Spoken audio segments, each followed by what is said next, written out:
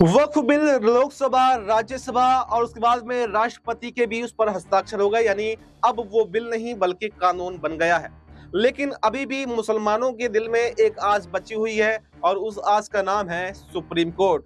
क्योंकि अब कई संगठन हैं, कई पॉलिटिकल पार्टीज हैं जिन्होंने सुप्रीम कोर्ट का दरवाजा वक्फ बिल को लेकर खटखटा दिया है और इस पर सीजीआई संजीव खन्ना ने हामी भी भर ली है कि इस पर सुनवाई की जाएगी, इस पर पूरी बहस की जाएगी और उसके बाद में यहाँ पर यह तय किया जाएगा कि ये बिल संवैधानिक है या फिर असंवैधानिक है।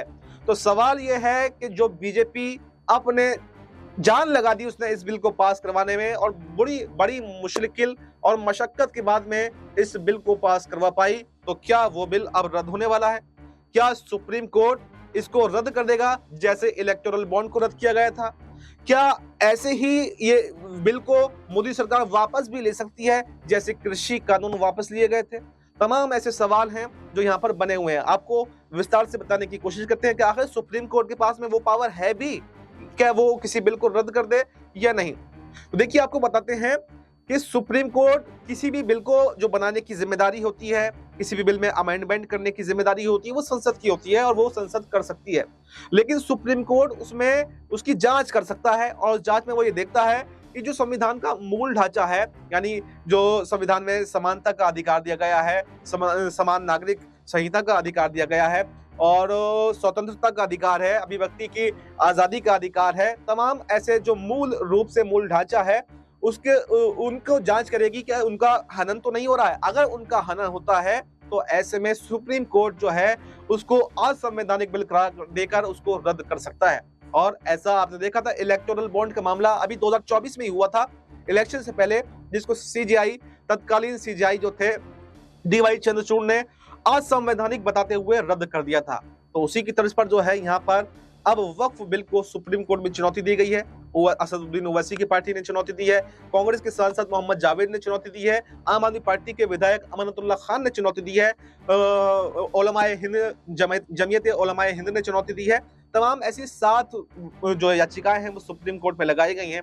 तो अब ये देखना काफी दिलचस्प होने वाला है कि सुप्रीम कोर्ट आखिर क्या इस बिल को अब रद्द करने वाला है।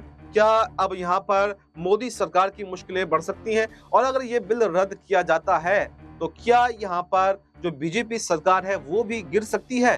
क्योंकि अभी तक नीतीश हैं या नायडू हैं या चिराग हैं, वो ये कहकर समर्थन कर रहे हैं कि इस बिल में कोई भी गलती नहीं है, कोई भी खामी नहीं है और आगे चलकर ये पता चल जाएगा जो लोग इसका विरोध कर रहे हैं कि इसमें खामी है, गलती है या फिर नहीं है। और क्योंकि यहाँ पर मजबूरी एक तरह से नीतीश चिराग नायडू की बन गई थी कि अगर एनडीए में रहना है तो बिल का समर्थन करना पड़ेगा और एनडीए से बाहर जाते हैं तो वहां पर भी कई सारी चुनौतियां जो है इनके सामने थी। तो अब सवाल यही है कि अगर ये बिल रद्द हो जाएगा तो मोदी सरकार पर भी कहीं ना कहीं खतरे मंडरा रहे हैं। अगर ये बिल रद्द होता है तो यकीनन चंद्रबाबू नायडू, नीतीश कुमार, चिराग पासवान यहाँ पर एनडीए का साथ छोड़कर इंडिया गठबंधन में जाते हुए दिखाई देंगे और यहाँ पर मोदी शाह को, केंद्र सरकार को बड़ा झटका लगता हुआ दिखाई देगा। सुप्रीम कोर्ट का ऐतिहासिक फैसला एक बार फिर से इस पर आ सकता है, लेकिन अभी कुछ समय लगेगा क्योंकि संसद द्वारा कोई भी कानून पारित होता है तो वो एकदम से सुनवाई नहीं होती है, उस पर पूरा एक लंबी प्रक्रिया है। लेकिन अगर लंबी प्रक्रिया के बाद में भी यहाँ पर वक्फ बिल पर सरकार को झटका लगता है